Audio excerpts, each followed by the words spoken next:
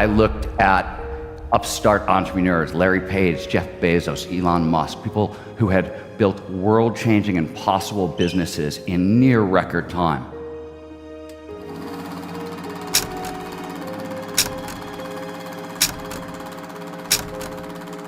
People who score off the charts, highest in the world for overall life satisfaction and well-being, are the people with the most flow in their lives. We are able, for the very first time, to peer under the hood of flow. We can see where it's coming from. Flow states are hackable. It turns out flow is eminently trainable. We're just using a small portion of our brain, say 10%. So ultimate performance, AKA flow, must be the full brain on overdrive, right? Turns out we actually had it exactly backwards. What does it take to do the impossible? What does it take to achieve paradigm-shifting, never-seen-before breakthroughs consistently?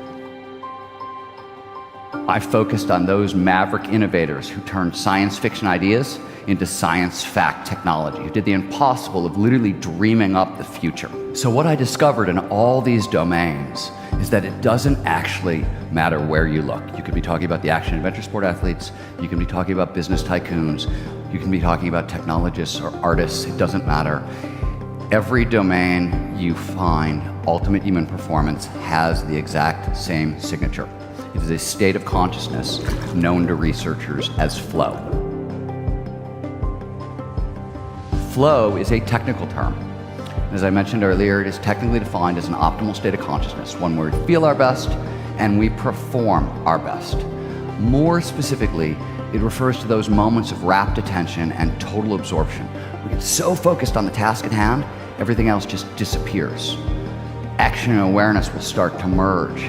Your sense of self will vanish. Time will dilate, which is a fancy way of saying it passes strangely. So sometimes, occasionally, it'll slow down and you get that freeze frame effect from anybody who's been in a car crash. And more frequently, it speeds up and 5 hours go by in like 5 minutes. And throughout, all aspects of performance, both mental and physical, go through the roof. Flow is definable. And because it is definable, it is measurable. So we have extremely well-validated psychometric instruments to measure flow at this point. Flow is universal, shows up in everyone, everywhere, provided certain initial conditions are met. And the vast majority, tens of thousands of people said, you know, when I'm at my best, I'm in this state and every idea, every action, every decision flows seamlessly, perfectly, effortlessly from the last. We're just using a small portion of our brain, say 10%. So ultimate performance, AKA flow, must be the full brain on overdrive, right? In flow, we're not using more of the brain, we're actually using less of the brain. The technical term for this is transient, meaning temporary. Hypofrontality means to slow down, to shut down, to deactivate. And frontality is the prefrontal cortex. Now, this is an extremely powerful part of your brain. In flow, this portion of the brain shuts down. It's actually an efficiency exchange. The brain is trading energy it needs for attention and it's shutting down non-critical structures. When it shuts down the prefrontal cortex, all kinds of crazy things happen. Why does time pass so strangely in a flow state, for example? Time, it turns out, is calculated all over the prefrontal cortex. And as parts of it wink out, it can no longer separate past from present from future. We're plunged into a state researchers talk about as the deep now. Now, the deep now has a huge impact on performance. If you think about most of your fears, most of your anxieties, very few of them are in the right here, right now. They're usually horrible things that happened in the past that we'd like to avoid happening again in the present, or they're scary things that might, maybe, could happen in the future. When we end up in the deep now, when time gets shut down in a flow state, anxiety disappears. Your stress hormones flood out of your system. The nervous system actually resets at this point. Same thing happens to your sense of self. So self is actually a network. It's a bunch of different structures in the prefrontal cortex that are linked together. And like any network, as parts of it start to wink out, the network collapses. As a result, our sense of self disappears. Again, huge impact on performance. When your sense of self disappears, your inner critic, that nagging, always on, defeatist voice in your head, your inner Woody Allen, in flow, Woody gets silent. So we experience this as liberation, as freedom. We are actually getting out of our own way, literally. All right? As a result, risk-taking goes up. Creativity, because you're no longer doubting every one of your neat ideas, goes up. What we have discovered is that flow states have triggers. These are preconditions that lead to more flow. There are 20 of them in total. I'm going to talk about all of them in a second, but the first thing you need to know is the most obvious.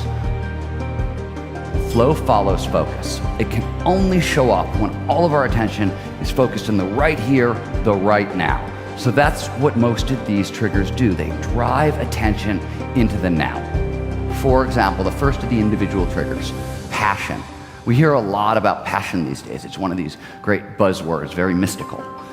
The only reason passion matters is we pay more attention to those things we believe in, which drives flow, and flow drives performance. Risk. Why did action and adventure sport athletes experience such a spike in the 1990s? Because risk levels in action and adventure sports started going through the roof, and risk drives focus, drives flow.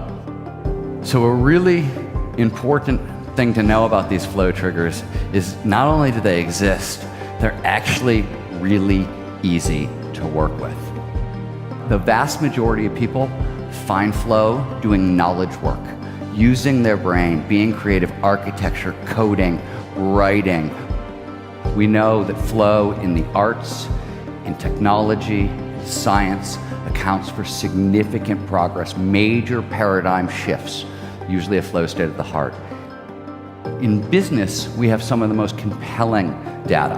So McKinsey, the global consultancy, did a 10-year study, and they found that top executives in flow are 5 times more productive than out of flow. 5 times more productive is 500% more productive. Means you could go to work on Monday, take Tuesday through Friday off, and get as much done as your steady state peers. Interestingly, 2 days a week in flow, you are 1,000% more productive than the competition. In flow, we also get a huge boost in neurochemistry. So neurochemicals are literally nothing fancier than signaling molecules. It's one of the ways the brain talks to itself and talks to the body. And if you really want to understand why flow allows us to do the impossible, understanding these neurochemicals is key. Now, all 5 of them amplify performance. They boost physical performance. They will do everything from increased strength to deaden pain to amplifying muscle reaction time.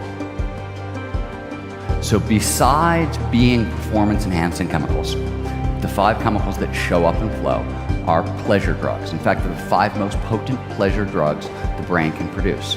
Flow is the only time it appears that we get all 5 at once, which is why flow is the most addictive state on Earth. When we move into flow, we take in more information per second, so data acquisition goes up. We pay more attention to that information, so salience goes up. Ask yourself, what kinds of impossible grand challenges would you guys go after? Would you solve in your own life? Would you try to solve in the world? If you could be 500% more productive, if you could be 600% more creative, if you could cut learning times in half. This is exactly what is available to each and every one of you today. But what you choose to do with this information is entirely up to you.